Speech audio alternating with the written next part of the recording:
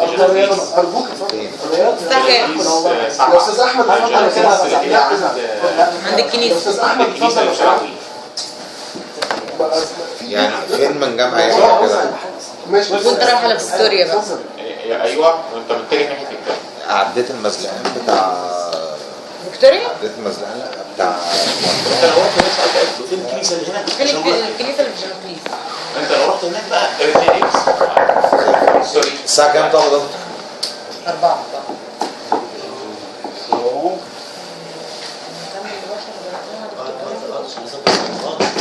Okay, if everyone is prepared. كل الناس جاهزه؟ This is no.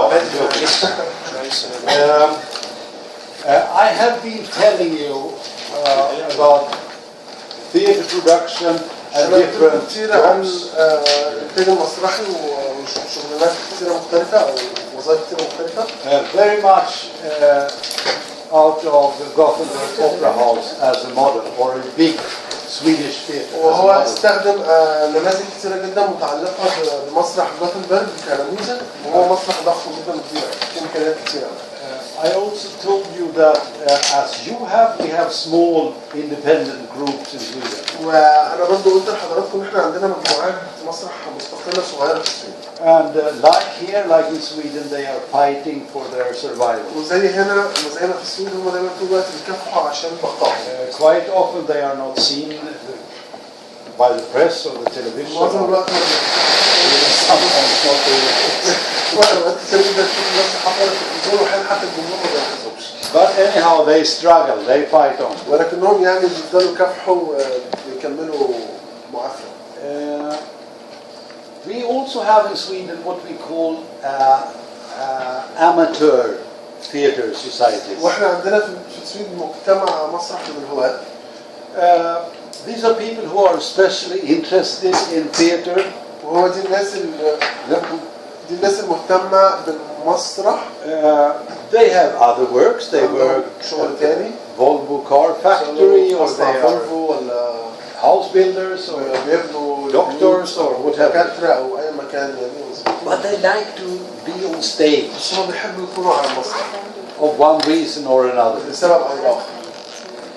It's like we also have a bunch of choirs, which are, you know, a group of singers. وعندنا مجموعات كمان من الكورس، أكثر من كورس موجودة، هم مجموعة ضخمة من المغنيين. And these are also amateurs, unpaid. ودول كمان ناس هواة ما بيدفعلهمش فلوس. And some of these choirs, they work on an extremely high level.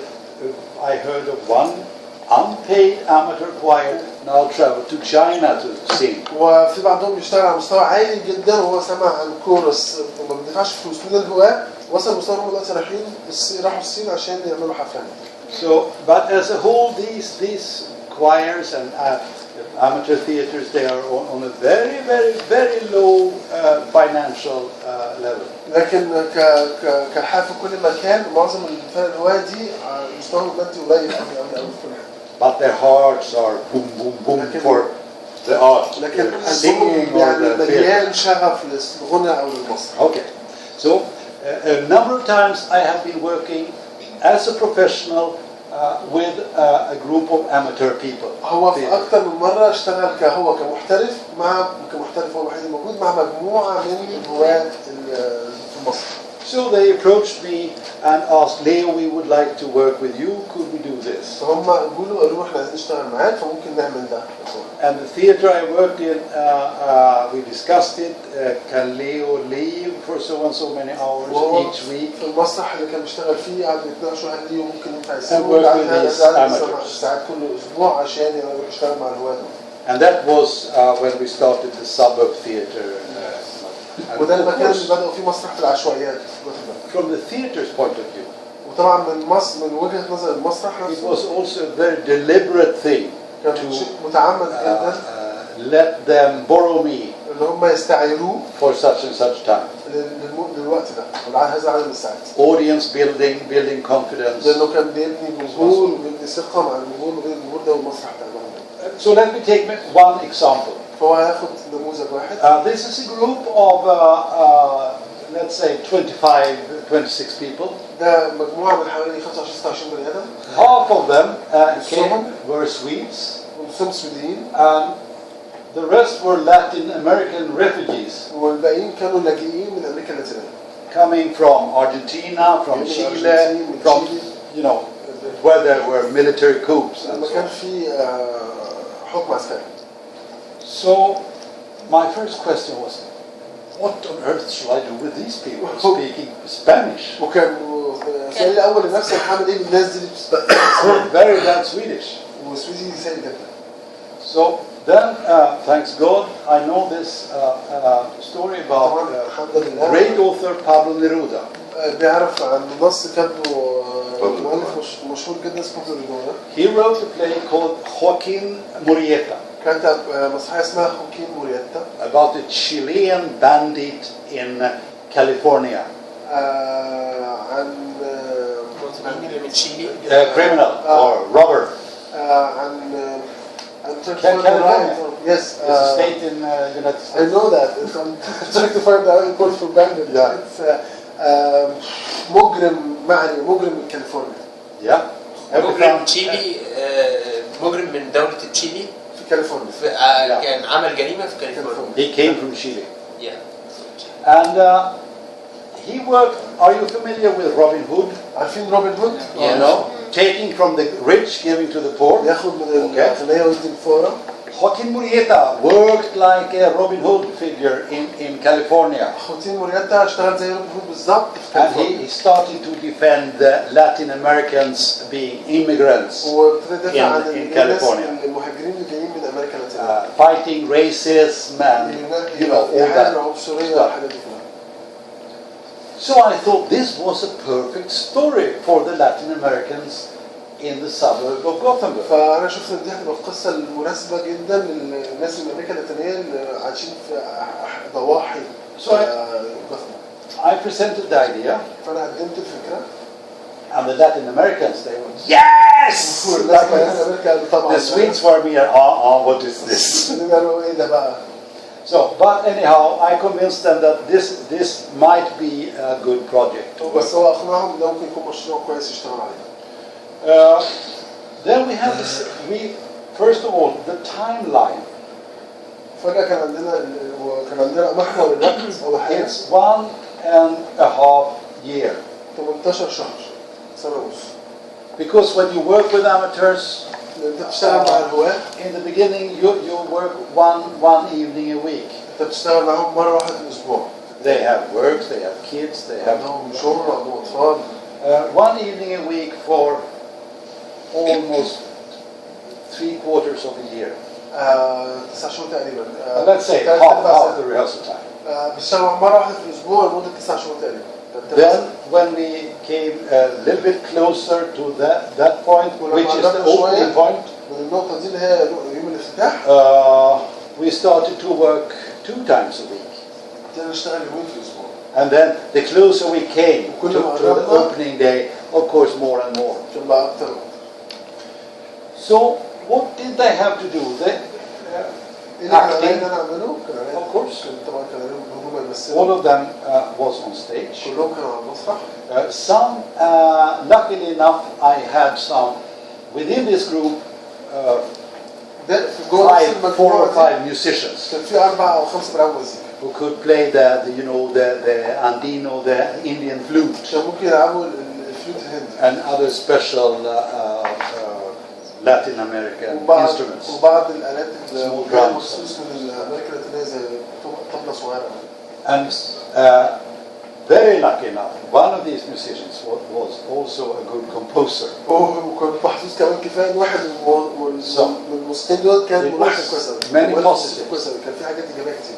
But still, we have to organize a sort of production organization. بس احنا في نفس الوقت لازم نعمل تخطيط إنتاجي. تخطيط We عملي. needed scenography, كنا عايزين ديكور. costumes, ملابس. music, موسيقى. props, اكسسوار. all things that we are كل حاجة have احنا been اتكلمنا talking عنها. about.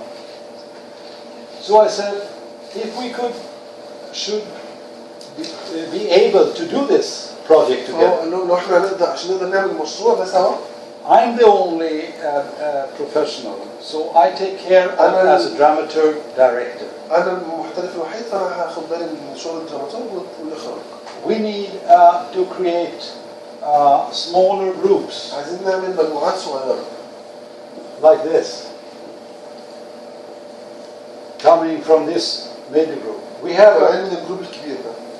production group, عندنا مجموعه انتاج، scenography group, مجموعه ديكور، music group, مجموعه مزيكا، let's say prop group, مجموعه اكسسوار، and other groups, ومجموعه costume.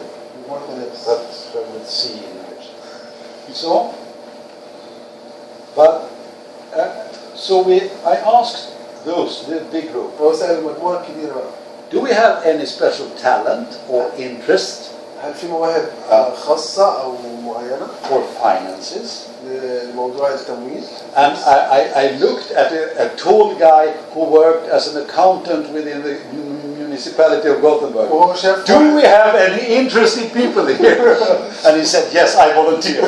هو بس واحد طويل كده كان عارف هو بيشتغل محاسب في البلديه بتاعت جوتنبرج، وقال له انت عندك اي اهتمام بالموضوع المالي؟ فقال له ايوه خلاص انا بتطوع. So thanks God, he was very used to counting and stuff. هو كان متعود على الحسابات. And he gathered a group of 4 or 5 around him وهو جمع مجموعه حوالي 4 أو 5 حوالين دول who, like you, were interested زيكم كانوا in production في stuff. بالانتاج.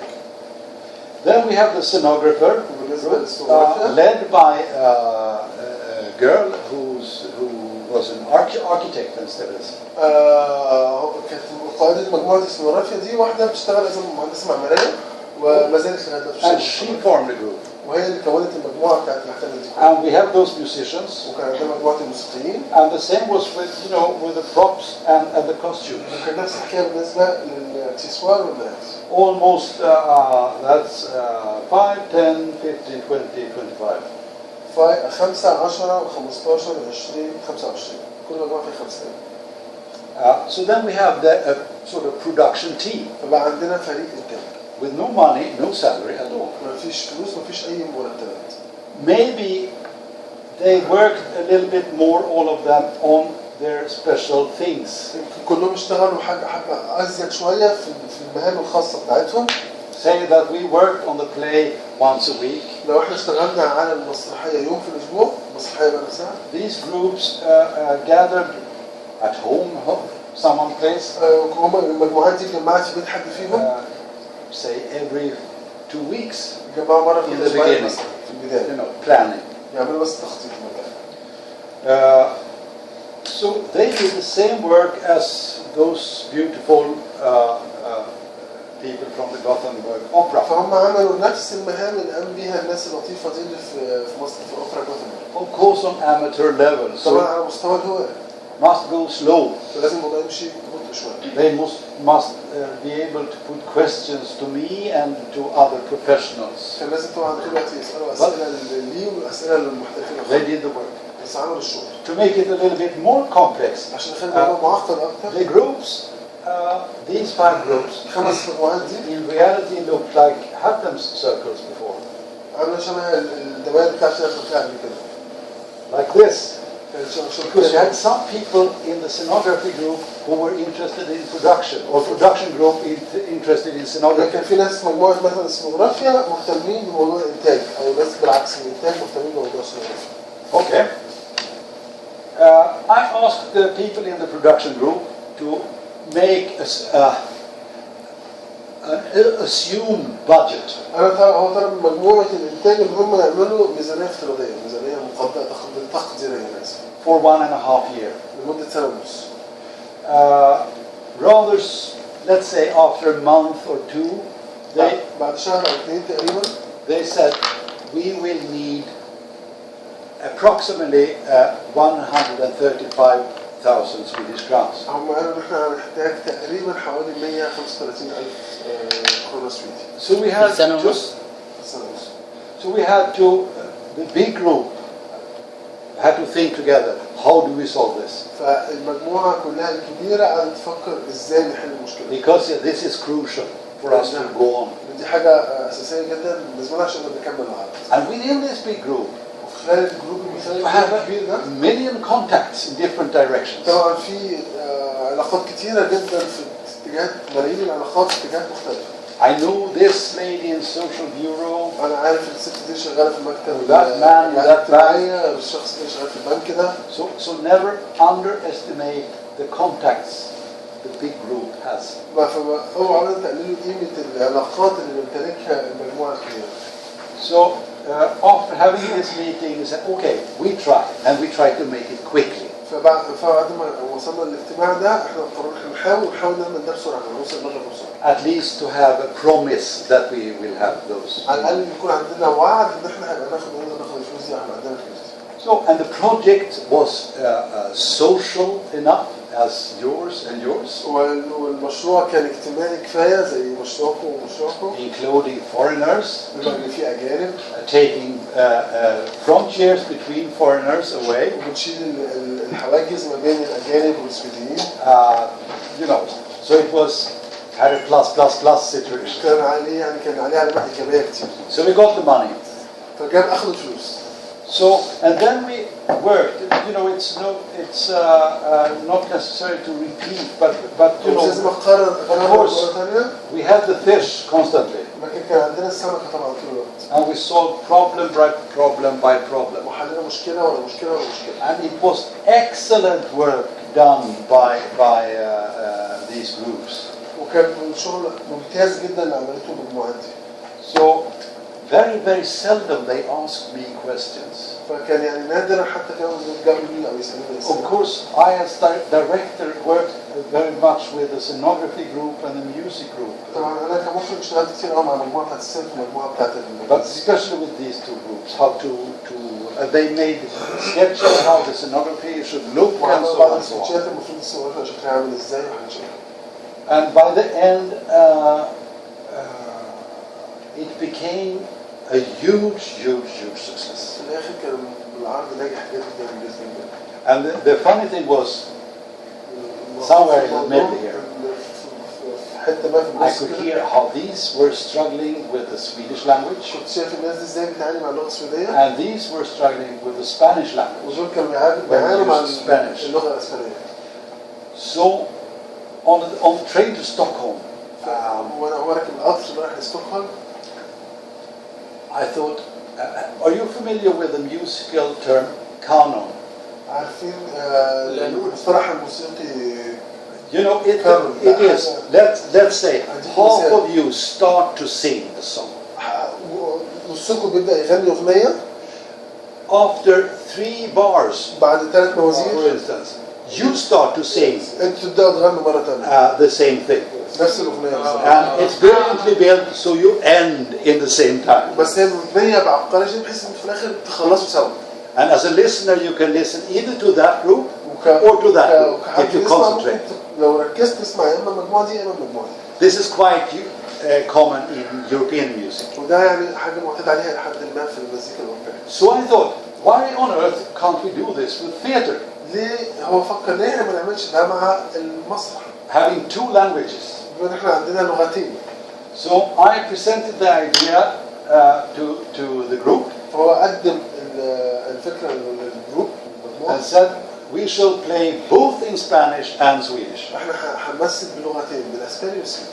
And I can promise you, that evening I was declared 100% idiot by everyone, Swedes and Latin Americans. هم في الليلة دي 100% كل الناس اللي كانت موجودة اعتبرته أحمق من الأجانب من الكناتينية ومن السويديين. So I went away after the rehearsal very depressed and said, مشيت بعد البروفا وأنا مكتئب جدا. there goes the project. قلت خلاص هو المشروع خلاص راح.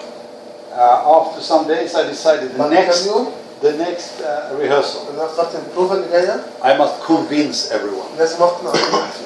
So I had to take each and every one of these 25 persons, فأنا كان لازم أخد واحد من 25 شخص. sit in the auditorium, واقعد معاه في مكان الجمهور. and I picked 2 short pieces, one in Spanish, one in Swedish. واخدت حتتين صغيرين واحدة بالإسباني واحدة بالسويدي. And they have to perform like I wanted them to do as a canon. ولازم يأدوا بالطريقة اللي هو طلبها منهم ككانون.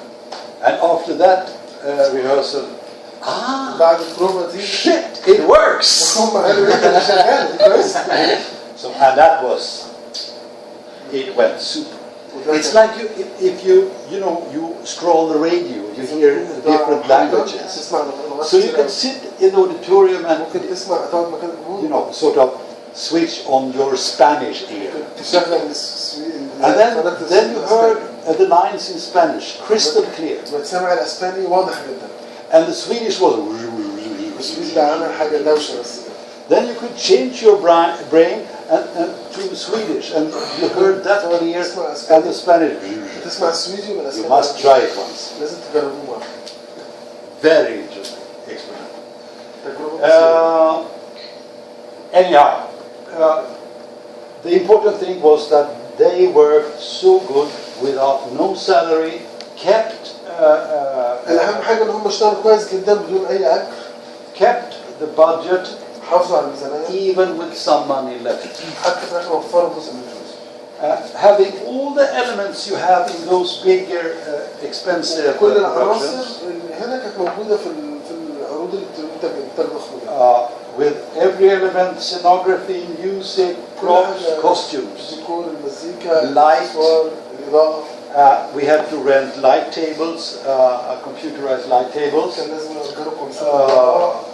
They made a poster, عملوا البوستر. program. Yeah, I said that program. What's the name now in English? Booklet. Booklet, yeah. أو عملوا زي Flyers. We advertised in the newspapers. البوكلت في العروض. Yeah. You had sorry what? Newspapers? Advertised in the وعملوا newspapers. إعلانات في الجرايد كمان. All elements from the big theaters. كل الحاجات اللي موجودة في المسرح الكبير هم عملوها. But what did they do here? They called the newspapers, for instance, and asked for free advertising. بس هم كلموا الصحف وطلبوا منهم إعلانات ببلاش. We are this and that poor group. إحنا الفرقة دي الفقيرة. Could you give us some space in your تدونا newspaper? حتة صغيرة في الجرايد. And they said, oh yes, of course. So they were really salesmen. كانوا عارفين يبيعوا الموضوع. So we ended up with, let's say, the reserve sum of 10 or 15,000 crowns untouched. ففي الآخر كانوا وفروا حوالي 10 أو 15,000 دولار ما وصلوش. So this is really, I've been involved in so many productions. أنا يعني كنت شغال في مشاريع كتير جدا. I'm very proud of my work, but especially their work. أنا فخور بكل شغلي بس بشغلي جدا بس أنا فخور بشغلهم قوي. You can imagine. I mean, this is hard enough to be a producer ده يعني موضوع صعب ما يكفي with almost no money. خصوصا لو معكش فلوس خالص. And here, the tensions between the Swedes and the Latin Americans. والتوتر اللي كان موجود بين السويديين And within the Latin Americans. وحتى داخل جوه أمريكا اللاتينية. Sometimes I had to stand like this with someone from Argentina and someone from Chile, from different communist parties. We kill you! You traitors! You sold out the revolution. الأرجنتين وتشيلي كانوا هيقتلوا بعض بس كان لازم يقفوا. But in the end, بس في النهاية as a stop of this story, I tell عشان you, أنهي هذه القصة the other week, الأسبوع اللي some فات 2 weeks ago, الأسبوعين فاتوا I read an article on the net قريت about مقال a stand-up comedy guy عن حد كان ستاند كوميدي in Stockholm. في ستوكهولم And I don't know why I just clicked into his website. وما اعرفش ليه انا دخلت على الويب سايت بتاعه.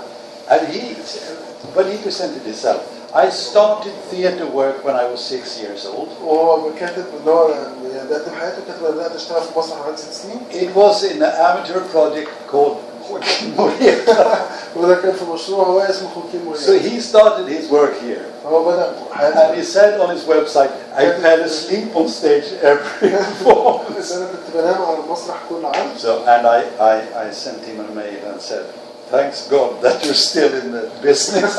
الحمد لله انت ما زلت شغال. But you see, it's possible. فانتوا شايفين هو ممكن حتى من غير فلوس. You don't have to wear golden shoes. مش لازم يكون لابس جزم من الذهب. It's just energy. بس الموضوع صعب. So